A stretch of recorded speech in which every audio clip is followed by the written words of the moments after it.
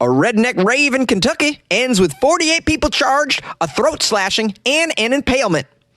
A Massachusetts bar will accept monopoly money for a few hours, and a family is shocked as a cat they thought they'd cremated turns up a few days later on their doorstep.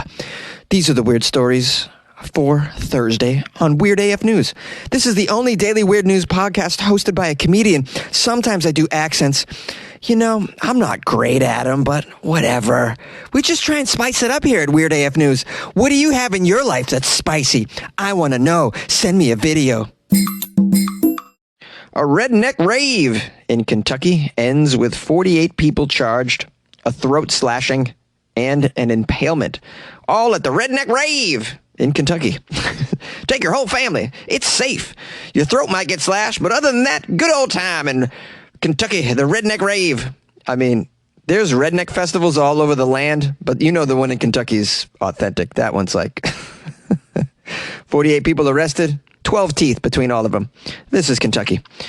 Kentucky's getting international attention for a recent 5-day party billed as the Redneck Rave. 5 days of rednecks? How? I can't handle 5 minutes of rednecks. Dozens of people have been arrested. Even more have been cited.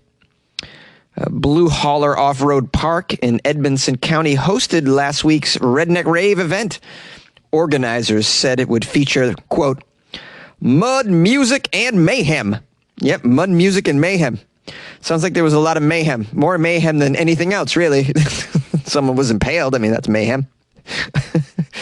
Well, yeah, no, I went to the website for the Redneck Rave, and I just couldn't figure out what they do. I was looking for like a list of events or bands. All I got is, it says, the Redneck Rave, the biggest country party you'll ever go to, has gone nationwide and coming to your state. No, don't come to my state. Stay where you are, Redneck Rave. I don't need my throat slashed.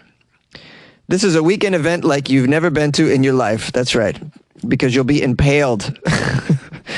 It says, where the stars and future stars of country music party and play in the mud with everyone like one big giant family.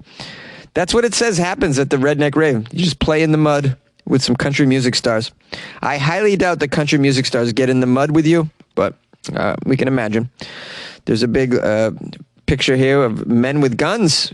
Look like assault weapons. It says Second Amendment. Okay.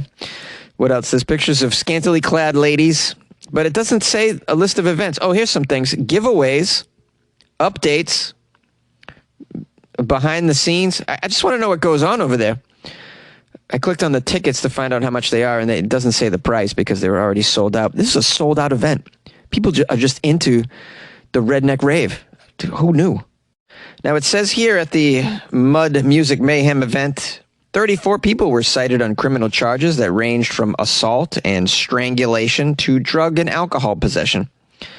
I don't know why you would arrest people for drug and alcohol possession at a redneck rave. It seems to me like you have bigger problems than that. What about everybody with semi-automatic weapons? No, that's fine, man. Bring that to the rave. You know, you want to be rolling around in the mud, listening to music, you know, with an AR in your lap. It says here, one man reportedly had his throat slit. Doesn't say why. Another woman was allegedly choked until she lost consciousness in a fight over a blanket. Over a blanket? It was a little chilly at the Redneck Rave, apparently. This is an outdoor event. Some who attended the Redneck Rave reported accidental injuries. No, these aren't accidents, everybody. This is supposed to happen at a Redneck Rave. This included one person was impaled by a log. How do you get impaled by a log at a rave, at a music event? Really? It says it's an accident, but I find that hard to believe. I just picture somebody that looks like ZZ Top just impaling someone with a log. The organizer posted on the Facebook page some plans to improve on the things that happened at this event to make the one scheduled for October even better. There's another one in October? That's not very far away. How many Redneck Raves are you having? What, 4 a year? That's way too many. There's way too many throats being slit. Way too many shootings. You know there's going to be shootings. This redneck event, man, it's got to wind down just a little bit. And it's coming to our states, guys. It's coming everywhere. We're going to be attacked by the Redneck Rave. There's They're like just a gang of rats just coming to your town, just infesting with mud and mayhem. Look out. Yay! A Massachusetts bar will accept Monopoly money. Oh, this is a lovely story. I've always wanted to spend Monopoly money in the real world, especially at a bar of all places. This is a story out of Massachusetts. No doubt I'll be able to whip out my accent. Let's see where we go with this. A bar in Massachusetts is going to briefly accept Monopoly money in exchange for actual goods and services. It'll be this Wednesday. And this grants the wishes of everyone who has ever played Monopoly and wanted to spend it somewhere out there on Earth. Ralph's Tavern. That's the name of the bar. Ralph's Tavern in the city of Worcester. You might have heard of Worcester because it's spelled in a way that doesn't look like it's pronounced as Worcester. And Ralph's is currently trying to get a spot on the upcoming Worcester-themed edition of the Monopoly board game. I can't believe Worcester's getting a Monopoly board game, but okay. And it was a few nights ago that a friend of the owner of Ralph's suggested they begin campaigning by putting on an event and accepting Monopoly money. And it's a very good idea. Here's a quote from Eric, a spokesperson for the bar. The idea came about during one of those after midnight discussions, after a couple of frosty beers at Ralph's bar. We joked back and forth about it until the owner said, you know what? Pfft, screw it. I'm in. Now, Wednesday's Monopoly-themed event is only going to last for a few hours, guys, okay? So get your Monopoly money. Go find that board that's tucked away in the closet in a cabinet somewhere. It's probably missing a lot of the pieces anyway, so you might as well just use the money at this bar. Between the hours of 4 and 6 only. Oh, that's unfortunate. But, you could get pretty sloshed in 2 hours, I'd imagine. Get that $500 bill, $5. That $500 Monopoly bill, bring it in there. Get yourself some pictures. It says here, there is no limit on how much a patron can spend. Oh, this is all good news. I'll see you there with a stack of colorful money, Ralph's. Purchases made with Monopoly money, however, are reserved for only a select items, none of which are alcohol. None of which are alcohol? What is this? None of which are alcohol. How are you going to be a bar telling everybody to bring Monopoly money like it's a big party and then you can't even serve alcohol for the Monopoly money? This is a real trickery of a situation here. Now, Eric is quoted. Maybe he's going to clear this up. Because of Massachusetts law, we can't really accept Monopoly money for alcoholic drinks. Sorry. But there will be giveaways, and you can buy as many hot dogs as your heart desires at the bar. No, Eric, I want alcoholic beverages. What do you think this is? You think I want to spend my Monopoly money on just a bunch of hot dogs? Items that can be purchased with Monopoly money include admission to the event, which is $5 Monopoly bucks. Hot dogs are 10. Alcohol-free Jell-O shots are 20 and stupid. Raffle entries are $50. All other menu items can be purchased with legal U.S. currency. Blue. Goodness. Come on now. In addition to raffles and giveaways, Ralph's Tavern is encouraging the guests to dress up as Uncle Pennybags for a chance to win some additional prizes. There's going to be a Monopoly piece scavenger hunt. Woo! Among other events. They're expecting a very big turnout.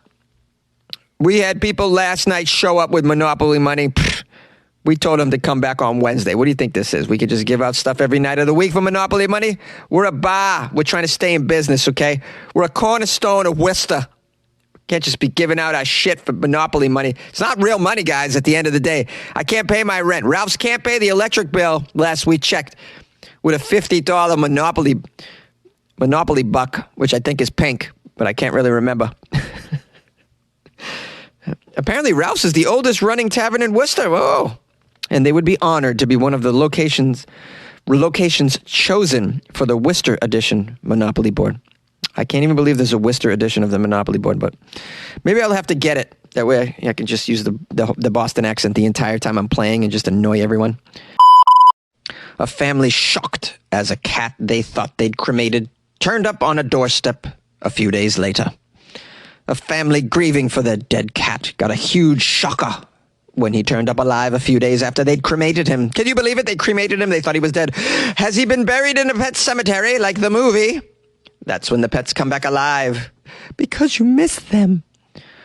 The name of this cat is Frankie. Frankie's a 16-year-old tabby. Frankie went missing from his home in Warrington, Cheshire. After a desperate search, Frankie's owner, Rachel, believed she'd seen her cat lying dead on the nearby M6 motorway. It's not a highway. It's not a freeway. In England, it's a motorway. Yes, a motorway. Ooh, let me get something out of the boot. You guys have weird words. Here's a quote from Rachel. Well, you know, the markings matched Frankie. And we lived so close to the motorway, we were sure it was Frankie. We thought it was Frankie. We assumed it was Frankie. We found him on the motorway, after all. I need a drink. I drank a lot when I thought Frankie was dead on the motorway. Went right to the pub. Yes, don't remember much. Told everyone Frankie was dead. Thought I might have a funeral in my backyard. I'm just amusing myself at this point. Okay, believing her pet was dead, Rachel rang the highways agency. I don't know what that is. Just a phone number for all the highways in England? Just ask them some questions. Just call them up and be like, yo, what's with all the cracks, bro? What's with all the potholes? You gonna pay for my tires, bro? Okay, she rang the highways agency, and after the weekend, the workers from the agency went out to retrieve the dead animal. How many days did you leave it out there? Highways agency workers recovered, quote, Frankie's body, took it to a vet. Unfortunately, the staff was unable to scan the cat's chip, so they couldn't identify the chip. They told Rachel the body was that of a fluffy male tabby with white markings. Rachel assumed that they'd found Frankie. It was Frankie. She collected the body from the vets, and together with her heartbroken family, they had the beloved pet cremated. They really cared about this cat, obviously. And that would have been where the story ended, except Frankie wandered into the family home a few days later, seemingly unaware that there had been any fuss at all over him. Rachel said, then he came back, very frail and hungry, but alive. So, I guess we cremated someone else's cat. Oh, feel kind of bad about that. Well, so grateful that Frankie's back. He was, of course, bedraggled, very thin, meowing to come in as if nothing had happened. Can you imagine? We all cried. We're still very shocked. He's so lucky. We would like to know whose pet we've cremated, though. We'd like to know if anybody's missing a tabby. I'm so sorry. I had your cat burnt to a cinder. Don't worry, though. I put the ashes in a very lovely place. I put it at the pub. I just put them in the pub. The pub has a big fireplace. I threw them in there, and then I puked in there, too. So I just gave your cat's ashes a very proper send-off,